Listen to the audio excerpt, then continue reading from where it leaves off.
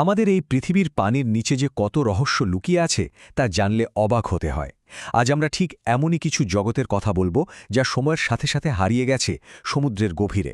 চলুন এই ডুবন্ত ইতিহাসের গভীরে ডুব দেওয়া যাক। আসলে মূল প্রশ্নটা তো এটাই, তাই না? মহাসাগরের অতলে ঠিক কি লুকিয়ে আছে? এমন সব গোপন কথা যা হয়তো আমাদের অতীত নিয়ে সব ধারণাই পাল্টে দিতে পারে।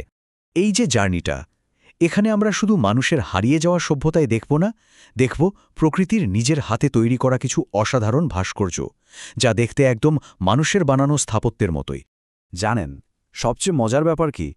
বড় বড় সব প্রত্নতাত্ত্বিক আবিষ্কার কিন্তু বেশিরভাগ সময় পরিকল্পিতভাবে হয় না, বরং হয় হুট করে। কেউ হয়তো খুঁজছিল একটা আর পেয়ে গেল আরেকটা, আর এভাবেই ইতিহাসের মোড় ঘুরে যায়। ভাবুন একবার, দুটো অবিশ্বাস্য আবিষ্কার, আর দুটোই প্রায় বলতে গেলে হঠাৎ করেই। যেমন ধরুন ভারতের গুজরাট উপকূলের কথা। বিজ্ঞানীরা গিয়েছিলেন সমুদ্রের দূষণ মাপতে, আর সোনার ইমেজে কিনা ধরা পড়ল ৪০ মিটার পানির নিচে আস্ত একটা বিশাল শহরের ধ্বংসাবশেষ, যার বয়স হতে পারে প্রায় ৯,৫০০ বছর। আবার অন্যদিকে আমেরিকার লেক মিশিগানে কি হলো? প্রত্নতাত্ত্বিকরা খুঁজছিলেন পুরনো জাহাজের ভাঙা অংশ, আর খুঁজে পেলেন ১২ মিটার গভীরে সার দিয়ে সাজানো অদ্ভুত সব পাথর। ১০,০০০ বছরেরও বেশি পুরনো হতে পারে। দুটো ক্ষেত্রেই ভাগ্য আর কৌতূহল ইতিহাসের এক নতুন দরজা খুলে দিয়েছে।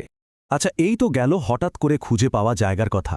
এবার চলুন এমন একটা জায়গায় যাওয়া যাক যেটা নিয়ে বিজ্ঞানীরা নিশ্চিত যে এটা একটা প্রাচীন শহর, আর এটা নিয়ে প্রচুর গবেষণাও হয়েছে। বলছি পাভলোপেত্রির কথা, যা আমাদের দেখাচ্ছে ব্রোঞ্জ যুগের একটা ডুবে যাওয়া শহর ঠিক কেমন হতে পারে। শুনলে অবাক হতে হয়। এই শহরটা প্রায় ৬,০০০ বছরের পুরনো, আর এটা কিন্তু পৃথিবীর সবচেয়ে পুরনো পরিকল্পিত শহরগুলোর একটা। ভাবা যায় এত হাজার বছর আগেও নগর পরিকল্পনা নিয়ে মানুষ কতটা ভাবত। পাভলোপেত্রির গঠন দেখলে তো আরও অবাক হতে হয়। মানে সেখানে ছিল একদম ম্যাপ করে বানানো রাস্তা, দোতলা বাড়ি, এমনকি পানি নিষ্কাশনের জন্য পাইপলাইনও। শুধু তাই না, সরকারি ভবন ছিল, বন্দরের পাশে ছিল গুদামঘর, আর পাথরের ভেতরে খোদাই করা সমাধি। সবকিছু মিলিয়ে একটা দারুণ গোছানো আর উন্নত সমাজের ছড়ি কিন্তু ফুটে ওঠে। এতক্ষণ তো আমরা জানলাম এমন এক শহরের কথা যা সম্পর্কে অনেক কিছুই জানা গেছে, কিন্তু এবার আমরা যাব এক গভীর রহস্যের দিকে।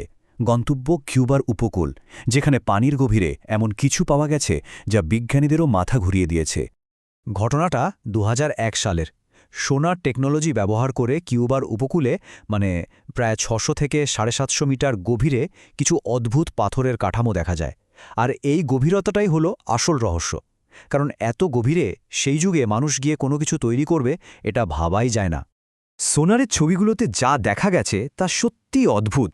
লম্বা লম্বা জ্যামিতিক নকশা, কোথাও আবার অ্যাম্ফিথিয়েটারের মতো দেখতে কিউব, পিরামিডের মতো দেখতে পাথরের ব্লকও আছে, এমনকি মোটা দেয়াল আর করিডোরের মতো দেখতে জায়গাও পাওয়া গেছে।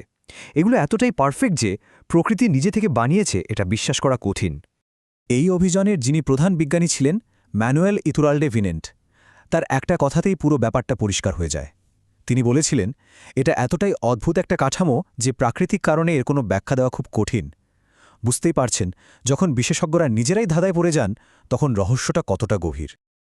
আচ্ছা, মানুষের তৈরি শহরের কথা তো অনেক হলো। এবার এমন এক হারিয়ে যাওয়া শহর দেখব যা আমাদের সব ধারণাকেই হয়তো পাল্টে দেবে। এমন এক জায়গা যেখানে স্থপতি কোনো মানুষ নয়, স্বয়ং প্রকৃতি। গভীর সমুদ্রের ভেতর থেকে উঠে আসা এই সাদা ভৌতিক টাওয়ারগুলো দেখুন। প্রথম দেখায় কি মনে হচ্ছে? কোনো পুরনো ডুবে যাওয়া শহরের ধ্বংসাবশেষ, তাই না? কিন্তু আসল গল্পটা আরও অনেক বেশি ইন্টারেস্টিং। আসলে এটা মানুষের বানানো কোনো শহরই না, এটা প্রকৃতির তৈরি এক অবিশ্বাস্য, স্পেকট্যাকুলার একটা ঘটনা। এই যে শহরের মতো কাঠামো দেখছেন, এটা কোনো সভ্যতা বানায়নি, বরং তৈরি হয়েছে খুব জটিল কিছু ভূতাত্ত্বিক প্রক্রিয়ার মধ্যে দিয়ে। এগুলোকে বলে কার্বনেট চিমনি।